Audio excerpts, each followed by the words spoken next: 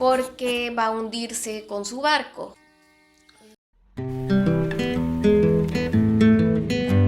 Después de que el teatro desapareciera casi por completo, porque empieza a ser mal visto por la iglesia, curiosamente va a volver de la mano de la iglesia. Así es, empieza una etapa del teatro litúrgico. En realidad, dos etapas. Vamos a dividir al teatro medieval, a la Edad Media, en dos partes. La Alta Edad Media y la Baja Edad Media. Es decir, el principio y el final de la Edad Media, básicamente.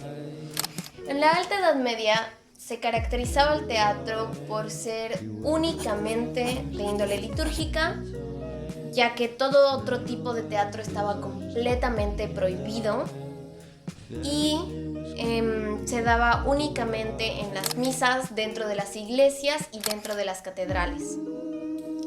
¿Por qué?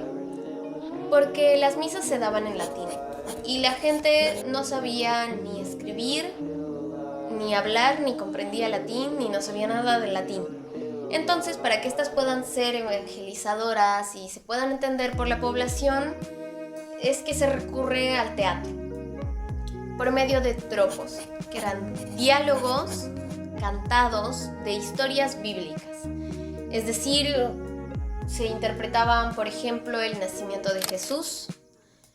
También hay uno conocido que voy a leer porque seguramente lo voy a decir mal aún así, que es el Quem Quaeretis, que es un texto dialogado entre un ángel que le guarda sepulcro a Cristo. De esta forma se va a desarrollar el teatro toda esta primera parte de la Alta Edad Media. De pronto pasa de lo religioso a lo cómico. ¿Cómo? Por los juglares. Unos personajes cómicos característicos de la época que llegan cuando empieza a pasar las misas de ser en las iglesias y solamente en las catedrales a las tablas, que eran unas estructuras que eran como teatros que se daban en las calles o en los mercados o en las plazas en medios populares. Entonces aparecen los juglares, que eran misas que no eran estructuradas como las que conocemos hoy en día, así que eran personas básicamente que se hacían burla en el medio de la misa como una especie de sátira, y es así que le dan inicio al teatro medieval profano. Era prohibido, básicamente. La comedia romana un poco se retoma, esta que estaba casi extinta. De ahí nace la inspiración para retomarse en el género más fuerte del teatro medieval profano, la comedia. Con un poco de sátira, que es como había empezado el teatro, así que otra vez lo curioso de cómo se extingue y vuelve a encenderse por medio de la sátira. Este teatro va a empezar a popularizarse sobre todo en España, Inglaterra e Italia, en donde incluso empiezan a popularizarse las compañías de teatro ambulante. Aunque tampoco vamos a decir que estas tenían un gran auge, porque no es hasta que acaba la Edad Media, hasta el final de la Edad Media, que se pueden extender más tranquilamente por el resto del continente. Hablando de las características del teatro en la Edad Media, tenemos que la temática principal y estrella fue lo religioso, los temas bíblicos. Por el lado del vestuario, vamos a tener un vestuario eclesiástico que muchas veces se usaban ropa y accesorios disponibles en las iglesias. En cuanto a la escenificación, eran grandes pinturas sobre paisajes o lo que la escena requiriese. Los géneros teatrales que más se desarrollaron en esta etapa fueron el milagro, la farsa y el misterio. Los escenarios primero eran las iglesias y las catedrales, y luego pasan a ser también las tablas.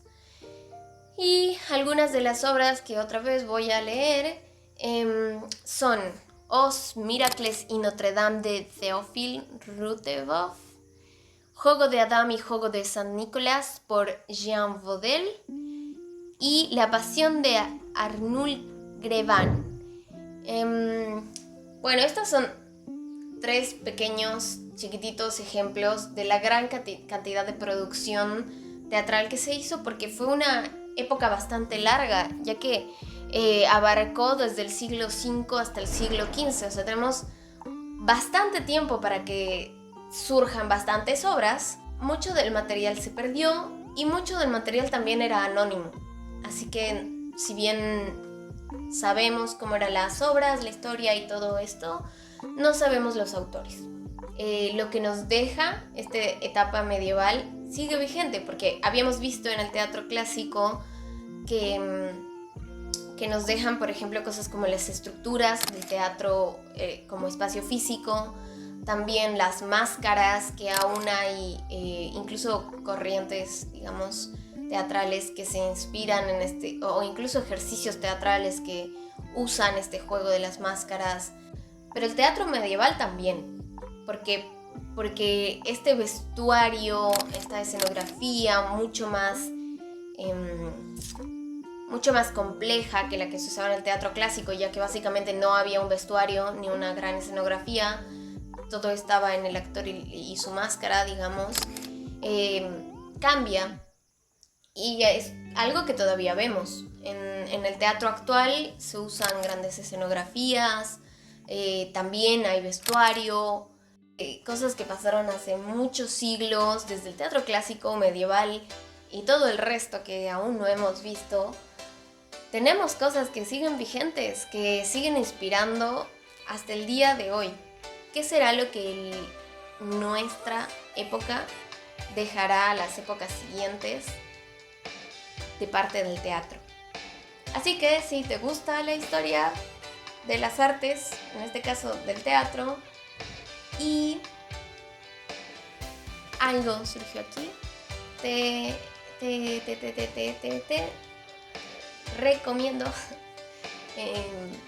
seguirme, seguir pendiente, tal vez comentar historias sobre qué tipo de arte te gustaría aprender, si te gustaría también acerca del teatro seguir viendo la evolución hasta el día de hoy también. Así que muchas gracias y mucho amor para quien esté viendo el video.